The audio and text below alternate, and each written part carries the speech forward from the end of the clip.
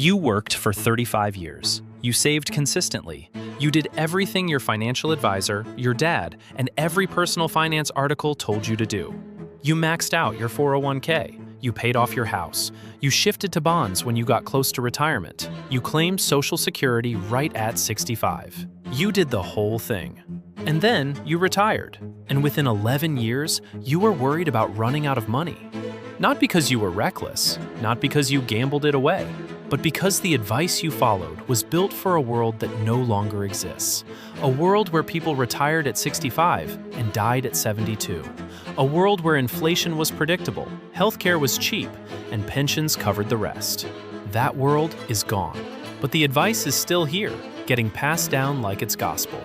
Today we are going to go through 5 of the biggest pieces of conventional retirement wisdom, and we are going to look at why, by the actual numbers, they can do more harm than good. Let's get into it.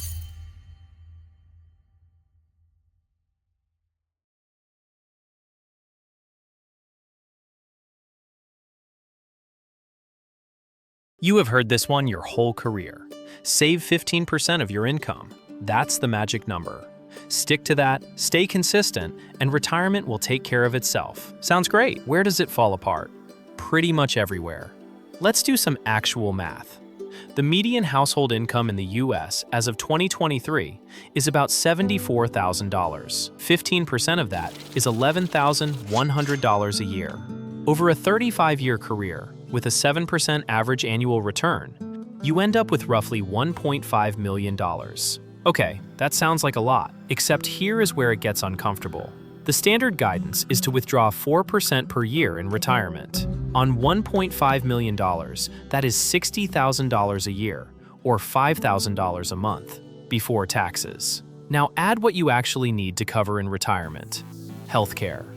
The Fidelity Retiree Healthcare Cost Estimate for 2023 found that a 65-year-old couple can expect to need an average of $315,000 in healthcare costs alone throughout retirement. That is not a catastrophic illness. That is normal aging. And then there is the lifespan problem. Life expectancy at 65 in the US is now about 19 more years on average, meaning many people will live well into their 80s and some into their 90s. A 30-year retirement is not unusual anymore.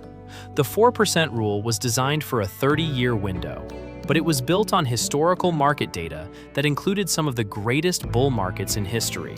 Researchers who revisited this in the early 2020s found that under current market conditions, a safer withdrawal rate might be closer to 3.3%, and we have not even touched inflation. If inflation runs at just 3% per year, your purchasing power cuts in half over 24 years. The person pulling $5,000 a month in year 1 is effectively pulling $2,500 a month in real terms by year 24. Meanwhile, their expenses have not gone down. Their medication costs have gone up. Their property taxes have gone up. Their groceries have gone up. The 15% rule was not bad advice in 1985. In 2024, for most people starting their careers now, financial planners are increasingly recommending saving closer to 20 to 25% if you want a realistic shot at a comfortable retirement, especially if you started late.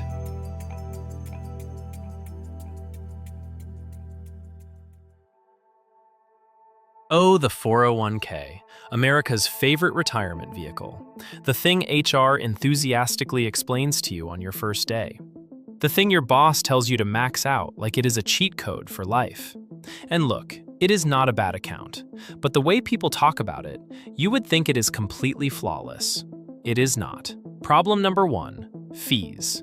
The average 401k plan charges somewhere between 0.5% and 2% in annual fees, depending on the plan and the funds you choose. That might sound small. It is not small. A 1% fee over a 30-year investment period reduces your final balance by roughly 25%, compared to a no-fee account, all else being equal. A 2% fee over the same period? You are giving up close to 40% of your potential wealth in fees that you probably did not even know you were paying. A 2023 report by the Center for American Progress estimated that 401k fees drain an average of $138,000 from a typical worker's retirement account over a 40-year career. That is a number worth sitting with for a second. Problem number 2. Tax deferral is not the same as tax avoidance. When you put money into a traditional 401k, you defer paying income taxes on it. You will pay those taxes when you withdraw the money in retirement. This is great if your tax rate in retirement is lower than it is now. But here's the thing. Nobody knows what future tax rates will be. The US federal debt was over $34 trillion as of early 2024. Tax rates, historically, tend to go up, not down, in times of fiscal pressure. If rates rise, your tax-deferred account becomes a lot less attractive. This is exactly why financial planners have increasingly recommended diversifying your tax exposure by also contributing to a Roth IRA or Roth 401k, where you pay taxes now, but withdrawals are tax-free. The idea that the traditional 401k should be your one and only retirement vehicle, and that you just fill it up and walk away, is an oversimplification that can cost you a lot of flexibility later. Problem number 3. The fund selection is often terrible. Many 401k plans, especially at smaller companies, offer a limited and often expensive menu of mutual funds. You might have 15 options, most of them actively managed funds with expense ratios above 1%. Meanwhile, if you had access to a Roth IRA or a brokerage account, you could invest in index funds with expense ratios of 0.03 to 0.05%. The difference compounds dramatically over decades. Now, none of this means you should skip your 401k, especially if your employer offers matching contributions. The match is still free money and you should grab it. But treating the 401k as the whole answer, maxing it blindly without looking at fees or thinking about tax diversification, is leaving real money on the table. This one is deeply emotional, and I get it. The idea of entering retirement without a mortgage hanging over your head feels like freedom. No debt, no payment, clean slate. There is something genuinely comforting about that image. I am not here to dismiss that feeling. But the financial logic, especially in a low to moderate interest rate environment, does not always support aggressive mortgage paydown as a retirement strategy. Here is a real scenario. Imagine you are 58 years old and you have $200,000 left on your mortgage at a 3.5% interest rate. You also have $200,000 sitting in a taxable brokerage account. The emotional move is to pay off the house. Zero debt. Done. But let's look at the math. If instead you keep the mortgage and leave that $200,000 invested in a diversified index fund, historical average returns on the S&P 500 over any 20-year period have consistently been between 7 and 10% annually. Even at a conservative 6% real return, that $200,000 grows to over $640,000 by the time you are 78. Meanwhile, you paid roughly $77,000 in mortgage interest over those 20 years. You still come out dramatically ahead by not paying off the mortgage early. The second issue is liquidity. When you pay off your house, that equity is locked inside the property. It is not liquid. If you hit a medical emergency, a market downturn, or any unexpected expense, a paid-off house does not write you a check. You would need to either sell the home, take out a home equity loan, or get a reverse mortgage, all of which have costs, timelines, and complications. Meanwhile, someone who kept their money invested has actual cash available. Now, is there a scenario where paying off your mortgage early makes sense? Yes. If your mortgage rate is high, if your risk tolerance is genuinely low, and volatility would cause you to sell at the wrong time, or if the emotional peace of mind is worth the mathematical trade-off to you, then it can be the right call. But calling it the universally smart thing to do before retirement ignores a lot of context that actually matters.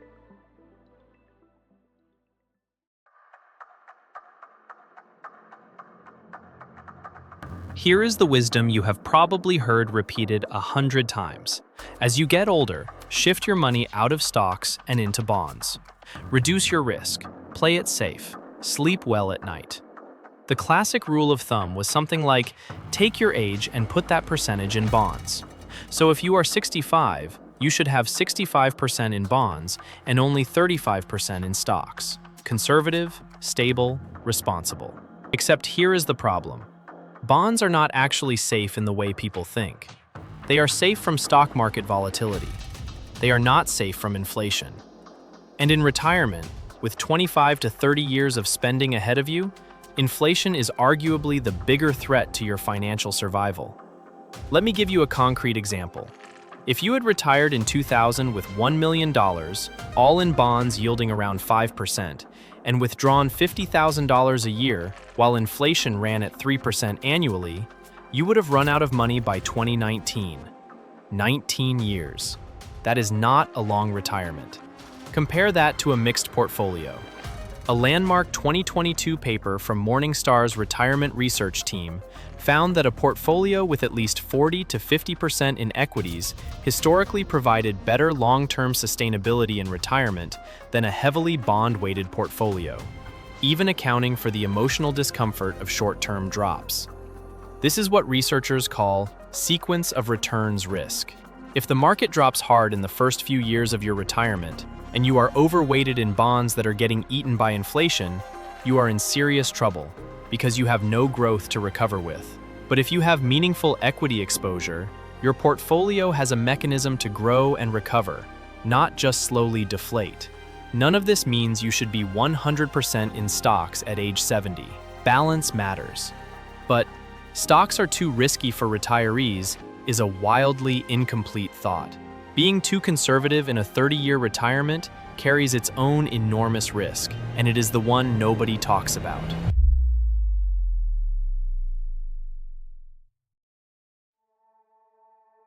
And finally, the granddaddy of retirement myths. Social Security will save you. Here is what people imagine Social Security is.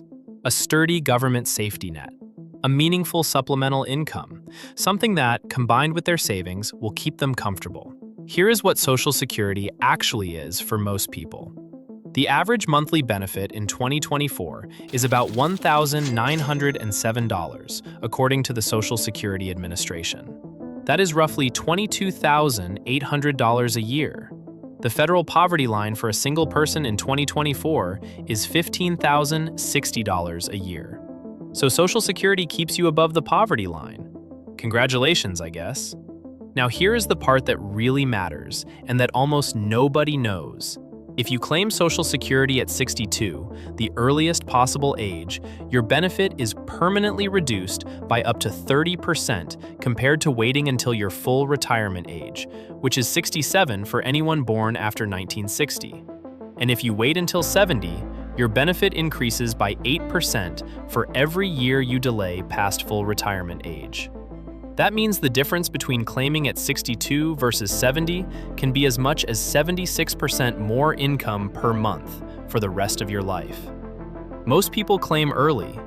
In 2022, nearly 40% of new Social Security recipients claimed at 62 or 63, often because they feel like they need the money, or because they worry the program will not be around.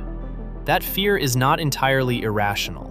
The Social Security Trustee's 2023 annual report projected that the trust fund reserves could be depleted by 2033, at which point incoming tax revenue would only cover about 77 cents of every dollar in benefits owed. That is a real policy problem that Congress has still not solved. Treating Social Security as a comfortable cushion rather than a thin safety net that requires very careful timing decisions is a mistake that locks in a lower income for life. So what is the real lesson here? It is not that saving for retirement is bad. It is not that conventional advice is always wrong. It is that the rules were written for different economic conditions, different lifespans, in different markets, and applying them without questioning them is the actual risk. Your retirement is not a template.